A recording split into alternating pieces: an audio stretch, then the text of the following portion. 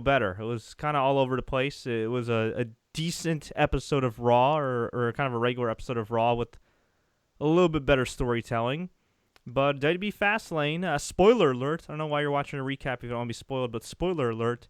The main event, a.k.a. the lame event of WrestleMania, is what we thought it was all along. Roman Reigns versus Triple H for the World Heavyweight Championship, presumably with The Rock's involvement. Scott, what did you think about this pay-per-view? You pretty much summed it up. I think we can go home now, guys. Yeah. I mean, lately, I think every couple weeks we go on here after a pay per view, and it's kind of the same thing. It's a decent episode of Raw, a couple of good matches, and that's just it. I mean, this was predictable, unfortunately.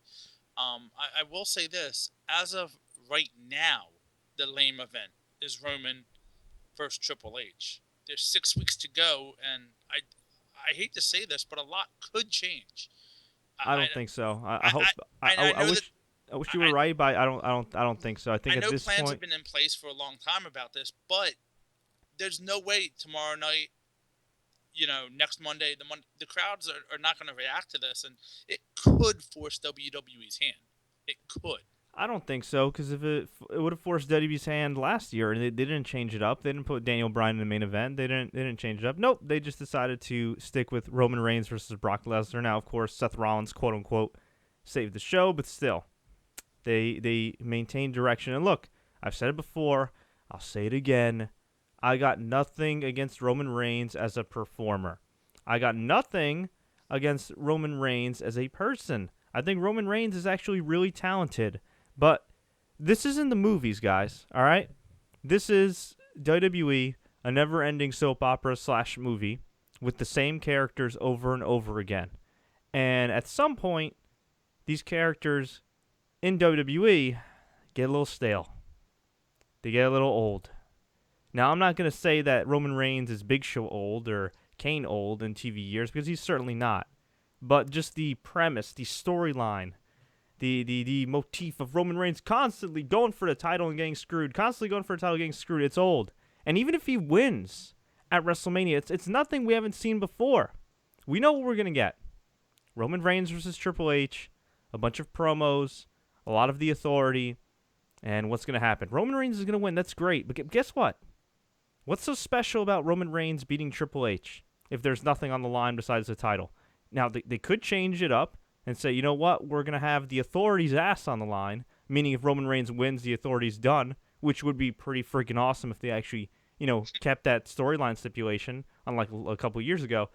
But let's just say they do a straight-up match, right? Triple H, Roman Reigns, they have The Rock in there to make sure Roman Reigns isn't totally booed. Let's say they do that. What is so special about that? We already had Roman Reigns destroy Triple H in December. We've already seen Roman Reigns win the world title, not once, but twice. Not once, but twice. We've seen Roman Reigns, for a couple weeks, thanks to Vince McMahon's tremendous heel work, get big cheers. But what happened when the dust settled, when he was champion, and granted it was for a brief period? What happened? There was apathy. It was, yeah, Roman. It wasn't a superstar level reaction. It wasn't a game-changing reaction. It wasn't, oh my God, this is the ascent of a new superstar. And look, I was willing to give it a chance. And I would even argue, even though some people wouldn't have liked it, I would have argued, like, you know what, just keep Roman champion for a while. See how he does. Let him sink or swim. As opposed to doing this. And granted, there is more intrigue with Roman Reigns chasing the championship as opposed to being champion going into WrestleMania, especially against a 46-year-old man that's been in a million main events. But, again, what do we have to look forward to afterwards? I mean, not much. What heels they got lined up? I mean, I guess they could call up Samoa Joe, and that would be pretty cool until they beat Samoa Joe 3 times like they beat Kevin Owens, and then he's just kind of another guy. I mean, granted, I think Kevin Owens is a little above just being a guy, but you know what I mean. He'll be slotted into that slot that a lot of these guys get slotted into.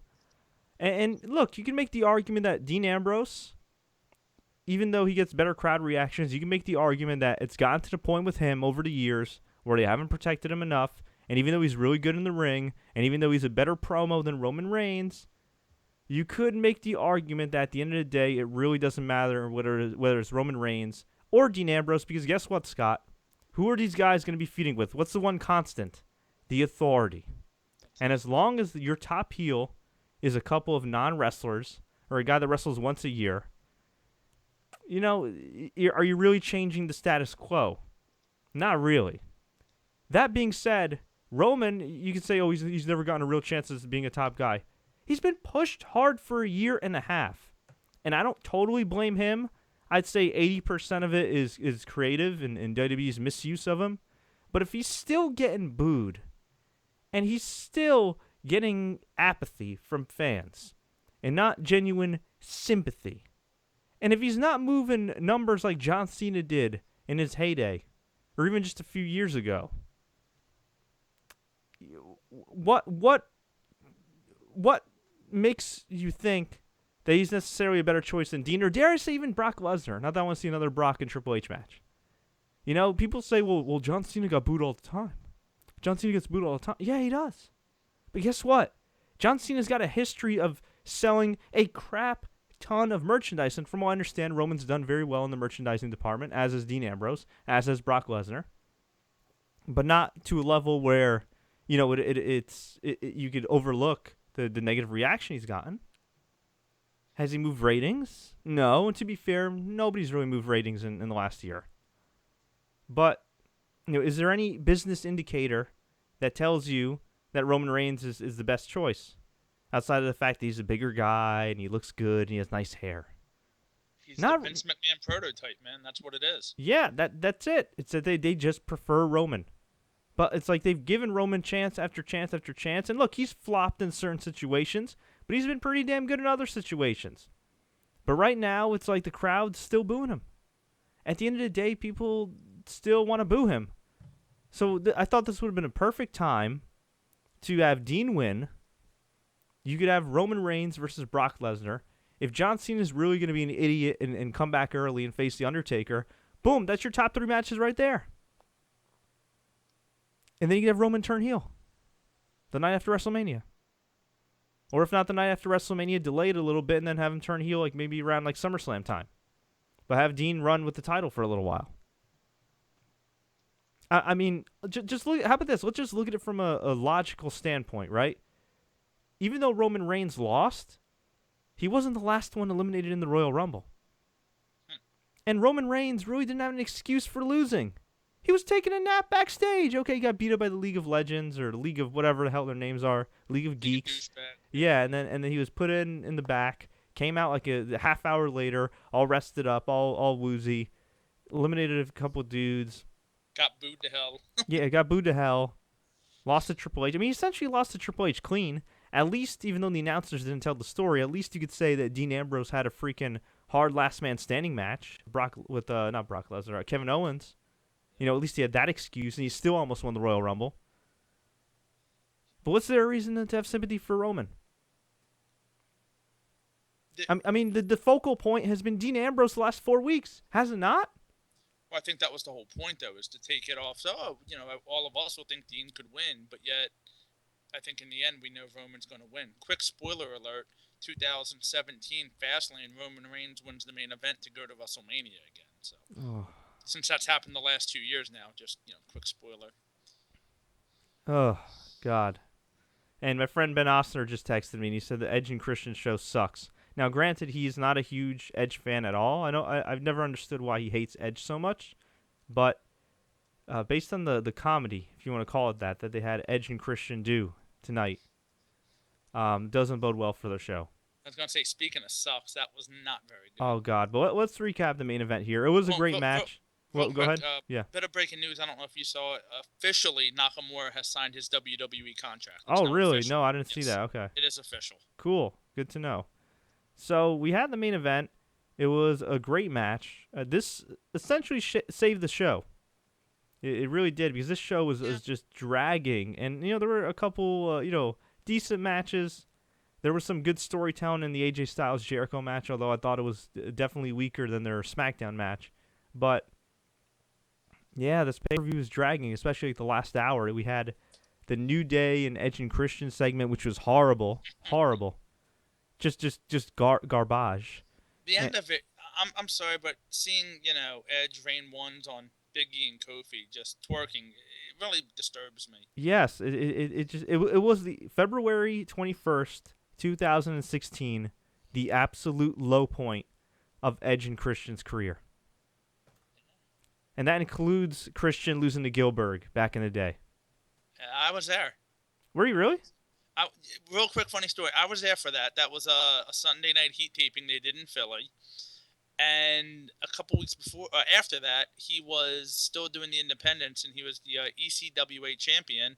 And after the show, I pissed him off when I asked for a picture with him. I said, "How the hell did you lose to Gilbert?" His response straight up was, "Did you see the match? I kicked his ass the whole time." So it was kind of funny. That's my quick little Christian story. That's awesome. Man. Anyway, so the match was pretty great. Brock Lesnar reigned supreme as expected at the beginning. Totally destroyed everybody, everything in sight. And Dean could sell it though, couldn't he? Dean was great. Well, when Dean does sell, he's great at selling. Yes. So and oh my God, we'll talk about the selling in a second. So yeah, Lesnar beat him up. Finally, Dean hit the low blow.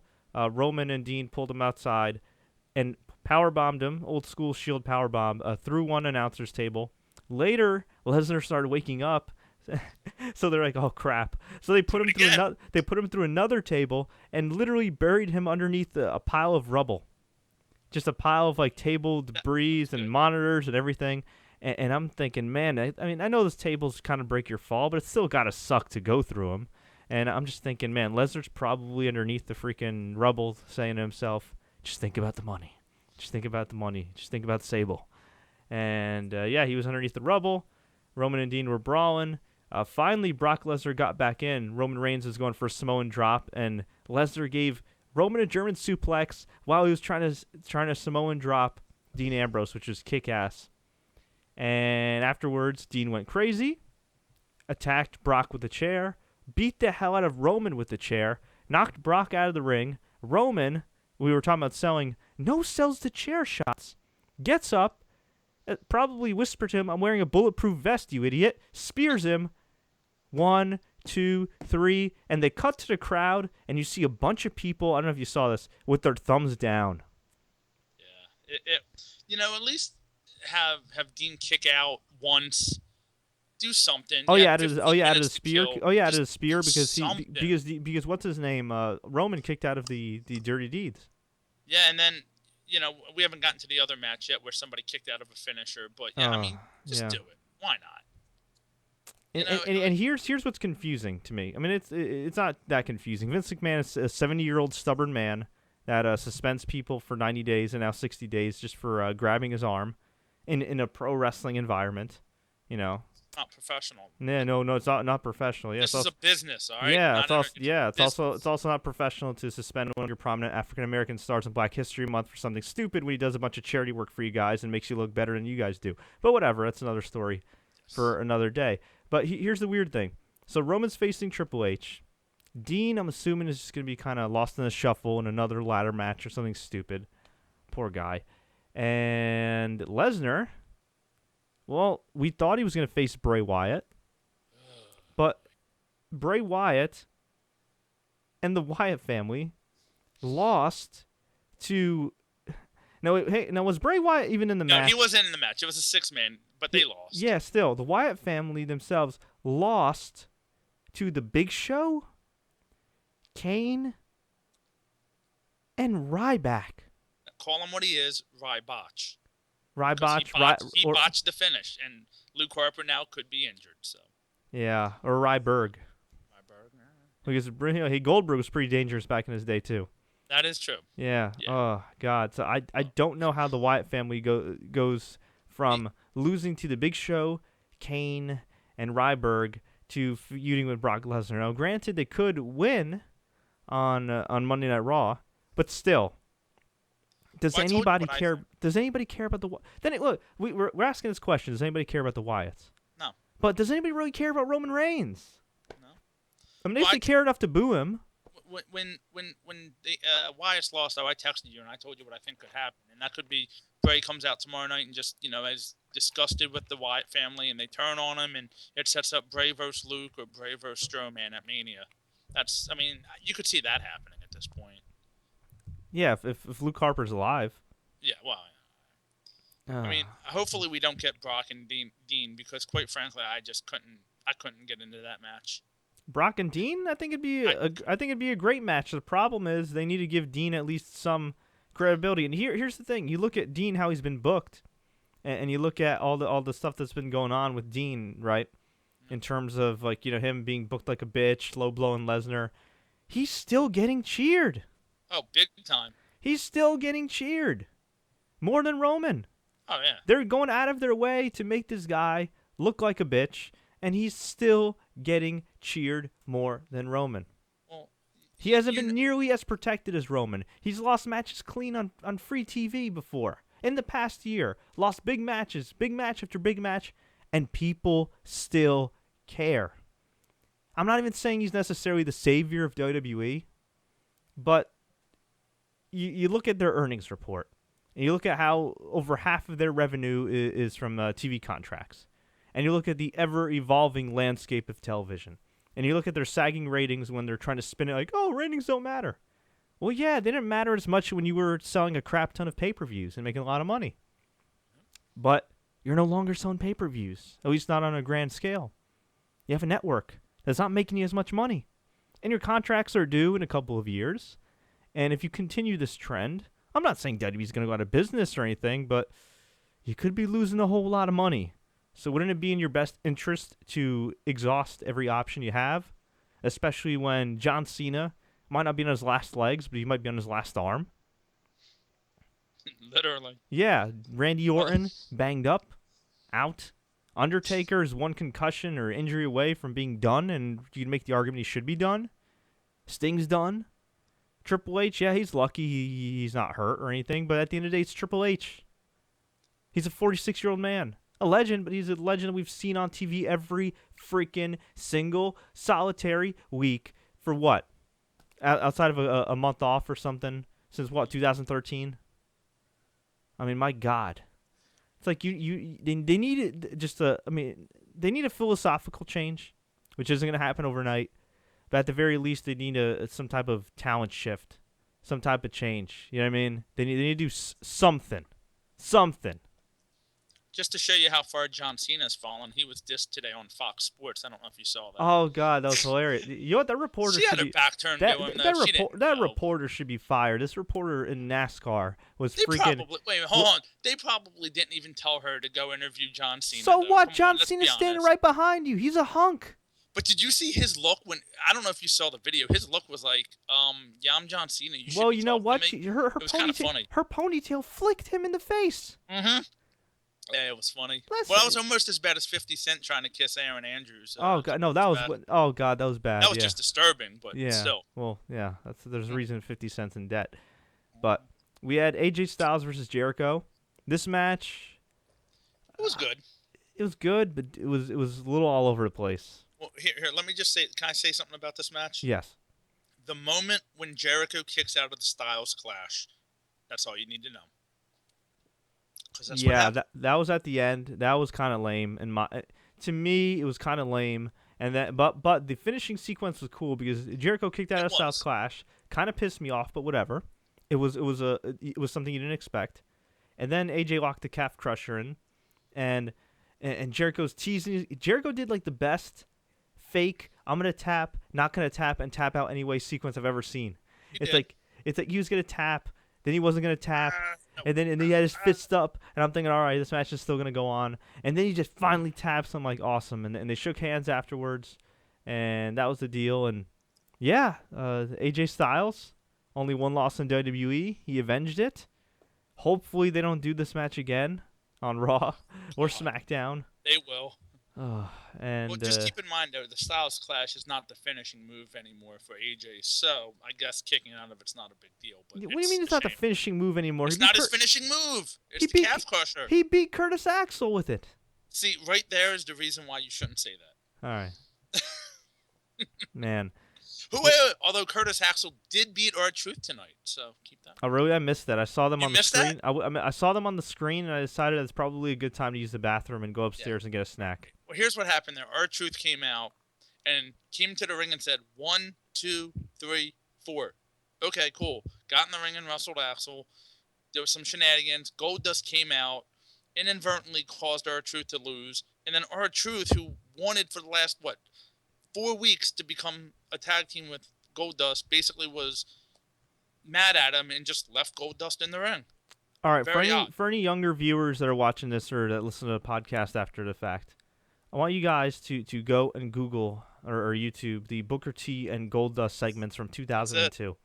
And I want you guys to look at how funny that these segments were and how natural the chemistry was between Goldust and Booker T. And then I want you to go and watch one of these garbage R-Truth Goldust segments on Raw and just see how far the writing of WWE has fallen. Now, the writers have always gotten criticism.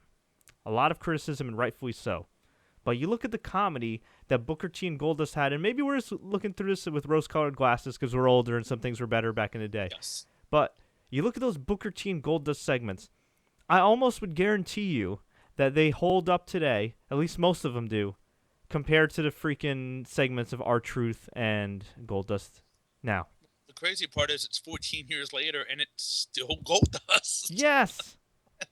Kind of weird. It is, and man, that Goldust Good for him, though. Good for him, but that in all honesty, good for him because he definitely fought a lot of demons. He did, but you know what? He could be utilized so much better. He could be having good matches with guys. You know what I mean? He could be doing some stuff in NXT and working with young guys there. I mean, my God, and no, he's just doing these comedy segments. To me, it's like, I mean, I think he's also an agent or like a producer, but still, to me, it's a waste. If you're gonna have him in the ring, to me, it's a waste just to have him in these stupid comedy segments. Why not put him in NXT and have him work with Elias Sampson or, I don't know, whatever other bums they have they don't know how to work. Ugh. Well, Elias isn't that bad, but his character sucks. Let's see. Kevin Owens, Dolph Ziggler for the IC title. Good match. Kevin Owens won with the pop-up powerbomb, a different variation. This time he didn't bounce the guy off the ropes, which is good because, it's kind of annoying when you have to do that whole setup dealio bob, but Kevin Owens got the win. There was a funny moment where the crowd was chanting for Owens, and he says, "They're cheering me in your hometown." Well, when Ziggler comes out, he's announced from residing in Hollywood, Florida. Why not just say from Cleveland, Ohio, to get the bigger pop? Hello. Because they don't care about Ziggler. No, you're right, they didn't. Well, yeah. Ziggler, when Ziggler trolls himself on Twitter, it's kind of bad, which he does all the time now. Yeah. Oh my God. I used to be a huge fan of Dolph. I still have a lot of respect for the guy, but my God, he has progressively, or I guess regressively, gotten less funny and he just doesn't care, Yeah, just less funny over the years. No, but he claims to be a comedian. He's not a comedian. He's gotten progressively less funny over the years and regressively uglier over the years. And he's not a bad-looking guy, but I'm just saying that hair that he had with the braids or whatever the hell he was going for. Good. I mean, who told him it was a good idea to stop dyeing his hair blonde? Like who? Did they mandate? Hey, you're not allowed to dye your hair blonde. He's on a pay-per-view. He's counting a paycheck. That's all he cares about at this moment. I guess. Oh man, it's depressing. I don't blame the guy if he doesn't care anymore. If he doesn't care as much. I mean, he worked so hard to get to that world title level, and the rug was pulled out from underneath him a few years ago. Yeah. Ugh.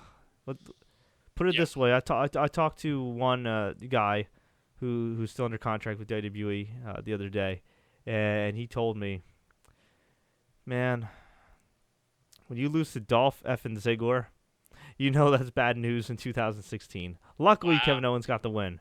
But, yeah. We had Kalisto and Del Rio. Well, yeah, I'm going all over the place. Before that, we had the Divas title match. Oh, yeah, that's right. Well, actually, I think it wasn't a bad match. Yeah, what? Yeah, wait, you thought the Divas title match wasn't a bad match? I thought it was not bad. There were some stiff shots, it looked like. I didn't think it was bad. There was a couple botches, of course. I thought it went way too long. It felt like it went forever. I'm not saying that, but I thought, there was a couple very stiff shots. If you watch it back, there were some stiff kicks, in my opinion. Considering it's Brie Bella, not Nikki, and Brie isn't as good in the ring. What? I don't know. I think they're both pretty good. You haven't seen her as much. She did a good job. I'm not going to say it was a show stealer, but it was a decent match. Good ending sequence. It was nice that Brie had like the yes lock, and then she had like a half Boston Crab, and she was wearing Daniel Bryan's furry boots, and and then the finish was just really horrible. She like ran into the ropes, and Charlotte just hit her with the figure eight. And that was very odd. Yeah, it was weird. I guess Charlotte was supposed to power out, but like Brie kind of messed that up, or whoever messed, and then you got figure eight. Tap out. It was all right. Go back and watch it again. I'm telling you, watch just some of the kicks and no. I mean, they worked hard, but yeah, I wasn't feeling the match. We had the Divas tag team match, which was Sasha Banks, Becky Lynch taking on Naomi and Tamina, which opened the show. Not bad. It was a Raw match. Maybe a little bit better than a typical. Actually, you know what? It was a WWE main event match because although poor Becky Lynch getting tossed out by Tamina. Oh God, did you see that spot? No, I missed it. Tamina threw her through the middle rope, and Becky forgot to catch the rope. Oh.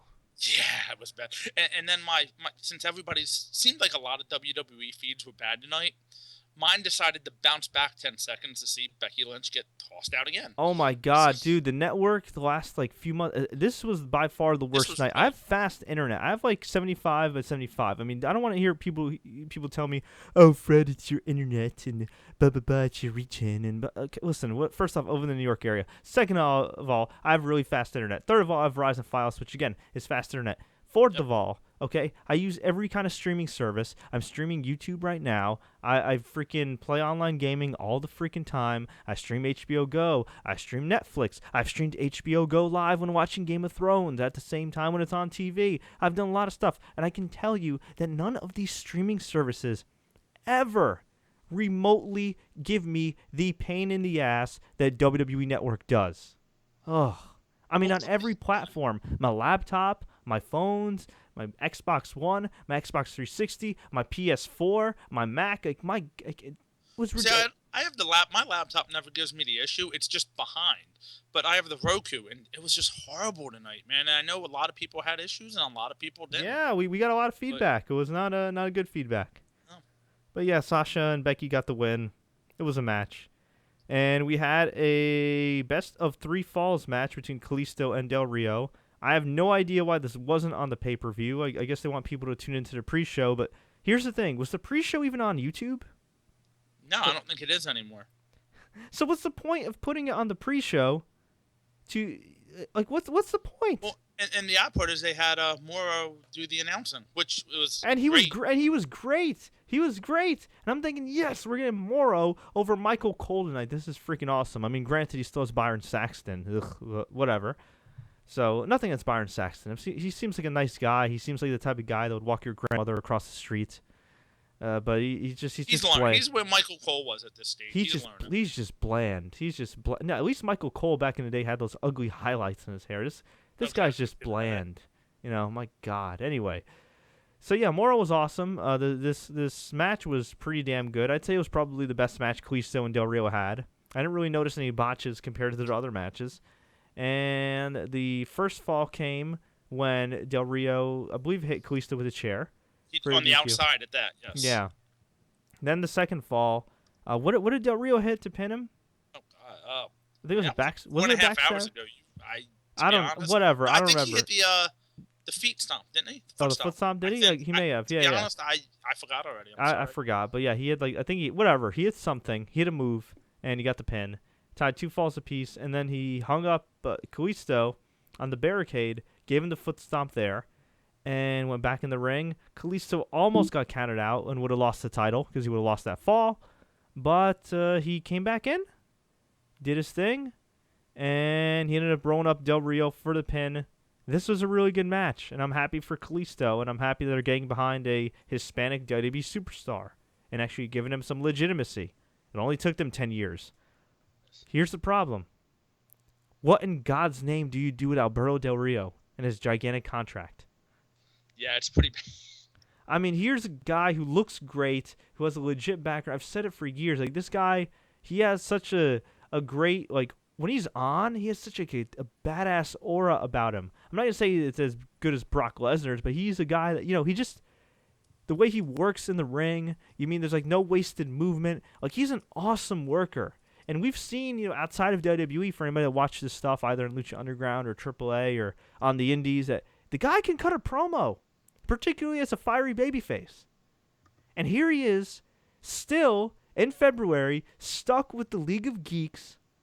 And nothing against Kalisto. I think Kalisto's awesome. But losing to Kalisto, just think about where Kalisto was a couple months ago.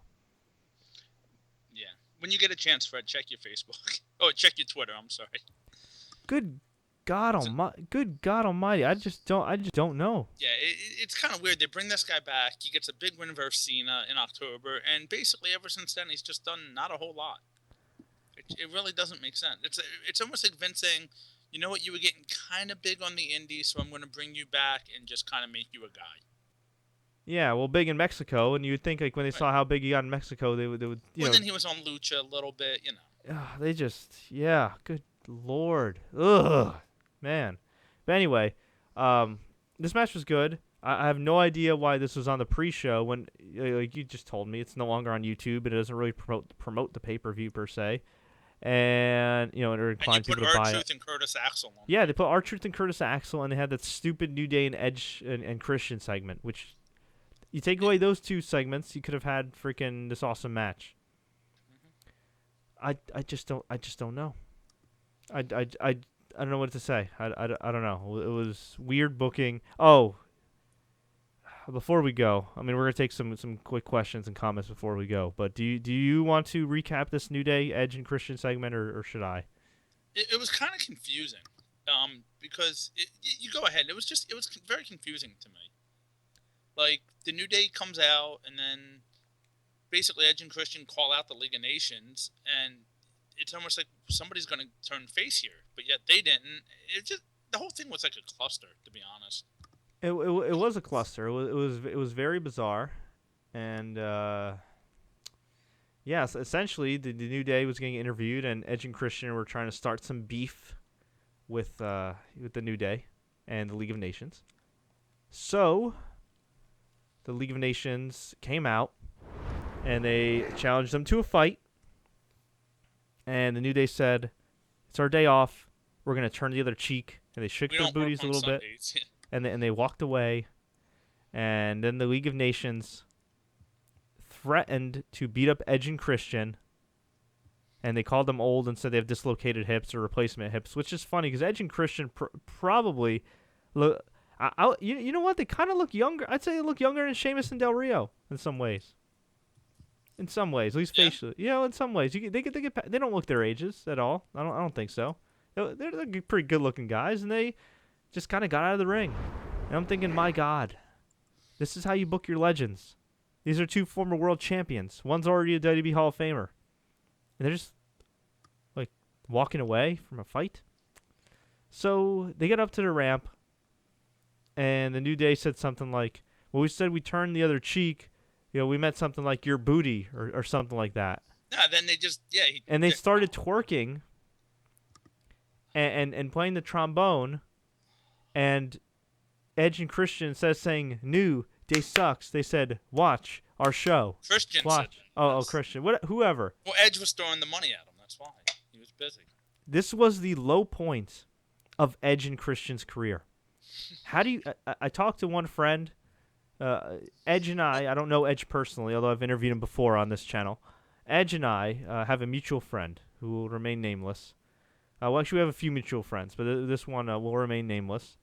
And I DM'd this person, and I said, my God, they somehow made Adam Copeland unfunny. And this person goes, Dusty Rhodes or Ric Flair couldn't have even saved that. And you know what? I believe him. Yeah. I believe him. There was a funny spot that Edge said to Del Rio. I don't know if you caught it. When they were in the ring, it was something. The one. 5 years ago, I kicked you in the head or something. And Edge said something to the effect of, "Well, I've done more in the ring in 5 years than you have." So yeah, that was the only clever line where Del Rio said, I retired you 5 years ago, and then Edge was like, "Well, I've somehow done more than you have in 5 years." Which in reality he probably has. I mean, with Haven and and now they did Flash. kind of make fun of Wade Barrett there for a quick moment when they said Wade hasn't even had a chance to, what was it, like stare us down or something? To stare us down, and yeah, it was pretty funny, and they made fun of all of them. But And oh, by the way, Pro Wrestling Sheet reported that Wade Barrett will not be renewing his contract with WWE, and I'm not really surprised. Guy's been jobbed out the last 3-4 years. He's had a lot of injuries. He should probably rest up his body. And you never know. He's a cool dude, very charismatic. I could definitely see him doing something in movies. I've heard he's always wanted to do kind of like soccer analysis. Maybe he will. Maybe he'll end up with like Sky Sports or something in the UK. But we wish him the very best if he chooses to leave WWE. Yes, he was injury prone the last few years, but they screwed up with him long before that. Long before that. Once he lost to Cena. Once he lost to Cena, and once he was put in the core. Oh God! I mean, they had an opportunity after he lost to Cena in 2010 to do something with him, and make him a champion. And yeah, it's a shame. The story of Wade Barrett's career is what could have been.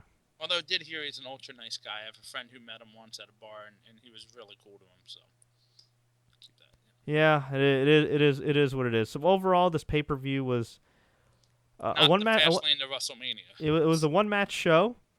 Most of it was like a giant Raw, like a decent episode of Raw with some better storytelling than usual. And the main event was great. Outside of the finish where Roman Reigns essentially no-sold a bunch of chair shots, hit the spear, and that's that. He's Super Cena. Yeah, not even. And another thing. If Dean is going to turn on Roman, what's the point of turning Dean heel if he's going to be cheered like crazy? Also, another thing. Why turn Dean heel if we've already seen Dean beat up Roman with steel chair shots? It's just, it doesn't make sense. He's crazy. Okay. Whatever. So, yeah, this pay-per-view, I'd give it a thumbs in the middle, mostly on the main event. Main event was a thumbs up. You should go out of your way to see it. Everything else, I mean, if you want to watch the Kalisto match, was pretty good. But other than that, I really didn't care for the show. You've pretty much seen it all before. Yeah, exactly. Nothing you haven't seen before. Nothing super special. So let's go to some of the comments here. Marcel Montgomery, will Lesnar ever lose? He just lost at SummerSlam, dude, and he technically lost this match. And he lost at WrestleMania. Yeah. What do you think? Yeah, exactly. What do you think's going to happen with Chris Jericho? That's interesting. You know what? I would like to see. I mean, you'd have to have Chris Jericho beat somebody, and I hope it's not AJ Styles. But it would be kind of cool to see Jericho versus Kalisto if they were willing to actually do some cohesive storytelling and big up Jericho's title history. Maybe show a few video packages of him being one of the most decorated champions in wrestling history, with Jericho saying the U.S. title is the only title that's ever eluded me in my career. That'd be a decent WrestleMania match. It'd be cool. It'd be a nice opener. I'd dig it. Yeah. Let's see. Telvin Kipapa says, boy, did Dean get a pop. He sure did. So did Lesnar. Roman Reigns? Not so much. Not so much. Will Brock Lesnar ever have a match again? Or I think Marcel's just trolling right now. Jeremy Bowers, instead of continuing to book Roman like they did at TLC and Raw, afterwards they went back to Samoan Cena, which will never work for him. I agree. They should have made him this badass dude, just doesn't give any Fs, and just kicks ass, and instead he's Super Cena 2.0 minus the ratings and the merchandise sales. A couple people are asking about Owens and Styles, and Kevin Owens did put out a tweet a little while ago teasing a match with AJ Styles. Well, it makes sense because of the Royal Rumble. Yeah, did you see the tweet? I didn't see the tweet, no. It was simply, hey, dweebs, if AJ Styles ever comes anywhere near my IC title, I'll take him out in less time than it took me to toss him out of the Rumble. It just came out of nowhere random. There you go. There you go. That's going to be a great match if they give it the time. Mr. Racer. WWE, that'll be on the pre-show. Yeah, Mr. Racer 1029, who I haven't heard from in months. Jeez, I guess he was mourning the loss of Randy Orton on the IR. He says, why didn't Christian have a retirement speech? Because they're dicks and they should have given him one. But hopefully they'll have one for him in Toronto. Although honestly, a lot of guys haven't gotten the retirement ceremony Daniel Bryan had. Only Ric Flair and HBK. And that's pretty good company. That being said, should he have gotten some kind of Christian appreciation night, like a house show or something? I think so. You know what? They didn't announce it, but maybe they'll do that on March 12th for that Toronto show on the network. Although technically he's not retired, is he? No, he is. He's done. He had to be when he got that concussion before WrestleMania 30. That was it for him. Well, I know WWE wasn't going to let him come back, but I didn't think he officially kind of announced it. He's more or less retired. He's Right. he's, No, he's I know that. I think he even honestly, I think he even admitted that on the Stone Cold podcast that he did with Edge. You're right. I think you're right. Yeah. So let's see. So what now? They're New Day's faces? I guess they are, which is fine. I mean, It's kind of weird, yeah. But if they're getting cheered, why not? Brandon Vasquez says Brock wasn't pinned; he was protected. He still lost the match, though. You know, Roman Reigns didn't get pinned in some of these matches, but he still lost Money in the Bank last year. He still lost a triple threat or some type of fatal 4-way match. You know, a few years ago. He did lose clean to Bray Wyatt, though. So. Actually, yeah, that's true. Yeah. Mauro Ranallo and King Lawler are gold. They are. King is such a great heel now. I feel like Mauro. A PG heel. Yes, yeah, but still, I feel like Morrow kind of lit a fire under his ass. He was tremendous on the pre-show. He was great. You know, although he should probably stay out of politics. If anybody follows his Twitter. Oh yes. Good God, and why King? Why? Okay. Mr. Racer actually corrects us. It says the pre-show's on YouTube. Oh. So okay. All right, there you go. Cool. Well, they sure didn't promote it. The LA area is better than the New York area. Well, at the moment it is because we're having all this crazy weather here. Mr. Racer says he was working a seasonal job, but in February, I guess that'd be like Valentine's Day. Yeah. He also said Fred Ave, Verizon Files 50/50 internet, and I was lag free all night. Well, shut up. Yeah, but exactly. Yeah. Exactly. Shut up. Let's see. Fred, what would you have done in this pay-per-view? Marcus Roby, I would have had Dean Ambrose win. I would have set up either Lesnar versus Roman for WrestleMania or Lesnar versus... Oh, I don't know who... look at it this way. I don't know everything I do after Fastlane, but I would have had Dean win. I think I would have had Dean win, and I would have had the Wyatt win. Eventually. What happened? I think I would have had Dean win and had him just lose eventually. Like, had some screwy finish where Roman beats him on Raw somehow, some way. Why? Just set it up. Because... they're asking what we would do, not what WWE would do. Come on, man. Have some imagination. That's what I would do, honestly. Because I don't... You don't see Dean working out in the main event? I do, but I don't. Like, you know what I mean? Like, you were talking about Roman a little while ago. It's like they want this big payoff with him being like the crowning champion now, but he had that back in Philly in December. So it doesn't, like you said, it doesn't mean anything. I don't know. Yeah, but you don't think Dean Ambrose winning would mean? I think it would mean a little bit. But not versus Triple H. There's nothing there. I mean, yeah, you can kind of build off that little 2-minute thing they had at the Rumble, but there's just nothing there. That's the only issue. Yeah. That's the problem. There's too much programming. There's not enough storytelling, and everything means nothing. That is the problem, you know. And it's funny. I was listening to, I forgot which review, but one of my friends has like a podcast that he did like a while ago, and it was, I think one of the lines was, he was reviewing like I forgot which one of my friends might have been Alan, one of my friends. Anyway, I was going back in time and looking through some of the TSC archives, and I think we like went over, or maybe I don't know who it was, but anyway. We went over, like, I think No Way Out 2008 or 2009, like the February pay-per-view from, like, 2009 or whatever it was. And I think the main event was, again, Triple H. And we asked ourselves, like, how could anybody care about Triple H in the main event in 2009? Nothing against Triple H, but just it's been done so many times. And here we are in 2016.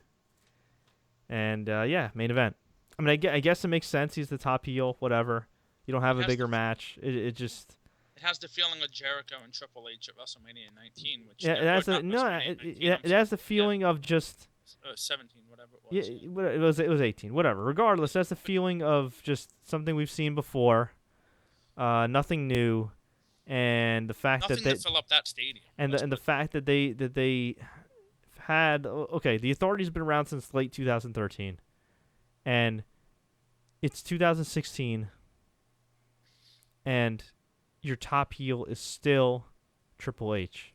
Stephanie and Triple H have been dominating as Triple H being champion since that meme I sent you a couple nights ago, where it was like 15 years later on the same date, Triple H is still the champion with Stephanie. I mean, come on, you know? All right, well, before we go, Scott, who do you see getting this Vincent J. McMahon award that they're pimping out? That's I think gonna. it's a troll. I don't see this being legitimate at all. So I who think do you it's a who do you storyline. see getting it? Triple H or I, Vince McMahon. I do too. I do too. That I being mean, said, I don't know where it's going. Where do you see The Rock going from here, as far as like his involvement in Mania? I think he's going to be in the corner of Roman Reigns just to try to save Roman Reigns. Wow, what I a mean, novel concept! Didn't The Rock plan on doing something that was gonna be like groundbreaking or something well, we've never seen maybe before? he'll like put Kevin Hart on his shoulders and they can promote the MTV Movie Awards, which is That would be here. great. That would be awesome. Why not? You know. Yeah.